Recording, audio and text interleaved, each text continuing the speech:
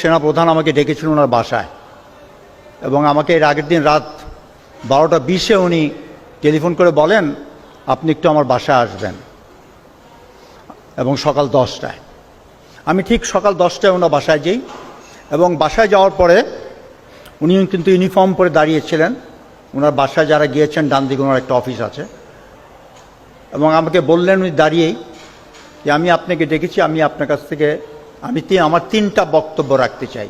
Number 1, আমি আর 1 ফোঁটা রক্ত চাই না আর ঝরুক। দ্বিতীয়, উনি বললেন আমি কোনো ক্ষমতা চাই না। তৃতীয়, আমি এই বর্তমান পরিস্থিতির অবসান চাই এবং আপনার একটা পলিটিক্যাল কানেকশন আছে, পলিটিক্যাল সার্কেলে আপনার যোগাযোগ আছে, আমি আপনাকে দিয়ে এই কাজটা করাতে চাই। আপনি কাইন্ডলি মেজর স্টেক হোল্ডারকে সবাইকে বলেন আমি ওনাদের সাথে দেখা করতে চাই, অতি সত্বর যেখানে ওনারা চান সেখানে আমি যাব এবং এই বর্তমান পরিস্থিতির আমি একটা পলিটিক্যাল সমাধান চাই। তা আমি ওনাকে বললাম আমাকে কেন? বলছে আপনার একটা কানেকশন আছে, আমি এর জন্য বলছি। এই বলার পরে ওনাকে আমাকে একটু কফি দিল, কফি খাচ্ছি। উনি আমাকে বললেন ঠিক 10:30 আমাকে ভারতীয় সেনাপ্রধান টেলিফোন করবেন। তখন বাজে আমার মনে হয় 10টা 25। আমি ঘড়িটা থেকে বললাম তাহলে তো আমার চলে যেতে হয়। উনি বললেন না, আপনি বসেন, আপনি শুনেন। আমি তখন বললাম যে দেখেন আপনি আমার উপর যে এতখানি আস্থা রেখেছেন এটাই আমার জন্য অনেক সম্মানজনক। আমি চাই না আপনাদের কথাপত্তনে এমন কথা হোক যেটা পরে আপনি পছন্দ করবেন না। তা আপনি you talk yourself, let me go. তা আমি ওখান থেকে বের হয়ে স্ট্রেট হয়ে চলে গেলাম।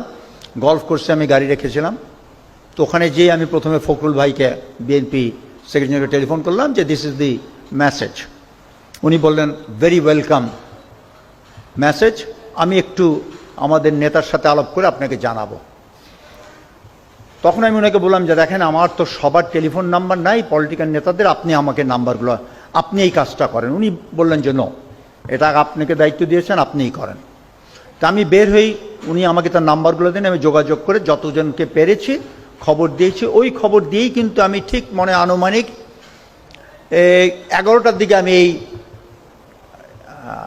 রাওয়ার সামনেই যে চত্বরে তখন বক্তব্য রাখছিলেন, জামিল ছিলেন, সাকত স্যার ছিলেন, ব্রিগেডিয়ার শাহিদুল আনাম ছিলেন, ওনারা সবাই ছিলেন এবং ওনাদের সাথে এই প্রসেশনে যোগ দেই। তো তখন আমি আনুমানিক তখনই আন্দাজ করতে পেরেছিলাম যে বড় কিছু একটা হতে যাচ্ছে, তবে সেই দিনই যে পতন হবে এটা আমারও ধারণা ছিল না। পরবর্তী যখন আমি চেক ব্যাক করলাম বুঝতে পারলাম আমার সাথে কথা বলার পরেই কিন্তু 3 বাহিনী প্রধান গণভবনে গিয়েছিলেন। ওখানেই তারপরে ওনারা পার্সিউ করলেন যে প্রধানমন্ত্রীকে যেতে হবে।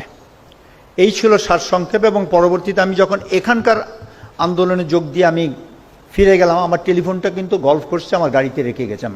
যে দেখি অনেকগুলো কল, আমি কল রিসিভ করে যখন করলাম তখন সেনা সদর থেকে জানানো হলো আপনাকে যেই দায়িত্ব দেওয়া হয়েছিল ওনারা কি সব প্রস্তুত।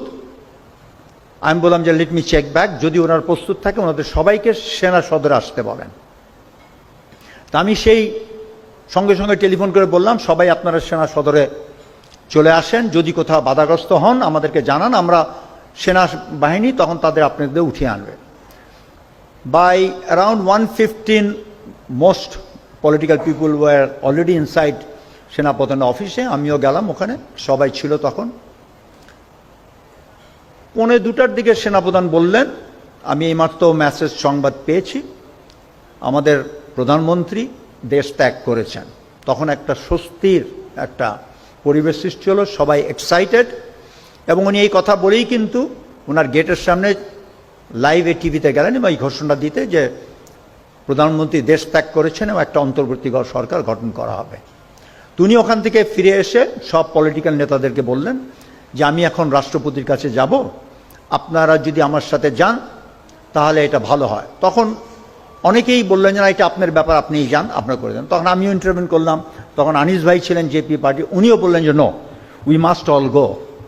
কেন তখন আলোচনাটা এরকম হলো যে এমন একটা কোনো ডিসিশন রাষ্ট্রপতির সাথে যেটা সেনাপ্রধান নিয়ে আসবে আপনাদের পলিটিক্যাল নেতাদের সেটা হয়তো আপনারা গ্রহণ নাও করতে পারেন। So let's go and decide and talk out face to face and whatever is the outcome let us be the acceptance of all. ওই ডিসিশনের উপরে নির্ভর করে দুটা কোস্টার দেওয়া হলো, সব political leader in the coasters, 3 services chief এপিসিএন নিয়ে ঠিক 3টার সময় আমরা সেনাপ্রধানের অফিসের সামনে থেকে রওনা দিলাম বঙ্গভবনে। যেই মুহূর্তে আমরা পৌঁছালাম আমাদের মেইন গেটে ক্যান্টনমেন্টে, তখন তো জনস্রোত, জন উল্লাস। তা আমরা 3টার সময় বের হয়ে 7টার সময় আমরা পৌঁছালাম বঙ্গভবনে, মাগরিব নামাজ পড়লাম, 7:30টায় রাষ্ট্রপতি আসলেন। রাষ্ট্রপতি সংক্ষিপ্ত বিবরণ রেখে উনি মির্জা ফখরুল ইসলাম আলমগীর ওনাকে বক্তব্য রাখতে বললেন। উনি ওনার বক্তব্য রেখে ওই মুহূর্তে বললেন যে বেগম খালেদা জিয়াকে এই মুহূর্তে ওনাকে কারাবন্দি থেকে ওনাকে স্বস্তি দিতে হবে। তখন রাষ্ট্রপতি একটু অবজ্ঞা করলেন, বলেন যে দেখেন 3 দিন 4 দিন পরে তো আমরা একটা ইন্ট্রিম গভর্নমেন্ট করব, let the interim government decide যে ওনার ব্যবস্থার সম্বন্ধে। তখন কিন্তু সেনাপ্রধান, I am telling you right on the face of everybody, উনি বলেন যে no sir, you have the authority, you are the sole person, you have to release Begum Khaleda Zia instantly. আচ্ছা, এরকমভাবে সবাই বলার পরে আমার পাল্লা যখন এসেছিল আমি কিন্তু 3টা বলেছিলাম। 3টা কথা হচ্ছে, একটা কথা হচ্ছে যে পুলিশকে নিয়ে, কেন ডিজিএফআই চিফ তখন ওই কনফারেন্সে ছিলেন এবং ক্ষণে ক্ষণে উনি he was giving a running commentary as to what is happening in the various police stations in Dhaka. তো তখন ওই বক্তব্যে আমি বললাম যে দেখেন, পুলিশের যে অবস্থা আমরা সবাই জানি কেন পুলিশের এই করুণ অবস্থা। এই মুহূর্তে আমরা পুলিশের যেরকম প্রয়োজন, সেনাবাহিনী কিন্তু ক্ষণেকের জন্য হয়তো আইন শৃঙ্খলা পরিস্থিতি দেখভাল করতে পারে, কিন্তু বাস্তবে কিন্তু সেনাবাহিনী এইটা দিকক্ষণ করতে পারবে না। তাই পুলিশকে আস্থা আনতে হলে পুলিশে যারা বেশি বাড়াবাড়ি করেছে তাদেরকে ধরে অ্যারেস্ট করে তাদেরকে জনসম্মুখে যদি দেখা হয়, আইন তার নির্ধারিত গতিতে তার ব্যবস্থা নেবে, তাহলে হয়তো জনগণের মধ্যে সেই আক্রোশটা কমবে। দ্বিতীয় কথা ছিল যে ওই সময় একটা খবর ছিল সব জায়গায় যে সব নেতারা পালিয়ে যাচ্ছে এয়ারপোর্টের মাধ্যমে। এয়ার চিফ ওখানেই ডিসিশন দিলেন airport will be closed immediately. The third point, আমাকে হাসান নাসির টেলিফোন করেছিল যখন আমি ওখানে বসেছিলাম রাষ্ট্রপতি ভবনে, যে এখানে আমরা আয়নাঘরের সামনে ডিজিএফের সামনে আমরা এবং যারা ক্ষতিগ্রস্ত পরিবার, যাদের পরিবাররা ঘুম খুন হয়েছিল তারা এখানে দাঁড়িয়ে আছে, আমরা এই আয়নাঘরে যারা আছে তাদেরকে আমরা এখান থেকে বের করে আনতে চাই। আমি এই কথাটা রাষ্ট্রপতির সামনে উঠালাম। রাষ্ট্রপতি একটু আশ্চর্য হলেন, আয়নাঘর বলতে কিছু আছে কি না। উনি একটু সন্দেহ পোষণ করলেন। আমি বললাম যে দেখ মহামান্য রাষ্ট্রপতি, আয়নাঘর আছে কি না এটা আমিও জানি না, আপনিও জানেন না। Whether it is virtual or real we have no idea. এখানে তো ডিজিএফআই চিফ আছেন, লেট হিম ক্লিয়ার। ওই মুহূর্তে সেনাপ্রধান কিন্তু স্টেজে বললেন, sir I will take care of it, they will all be released. So that was the scene that day. তখন কোনো কারোর প্রশ্ন বিপ্লবী সরকার কারোর মনে আসে নাই, সবাই কিন্তু প্রশান্তিতে শান্তিতে ছিল যে স্বৈরাচার পালিয়েছে।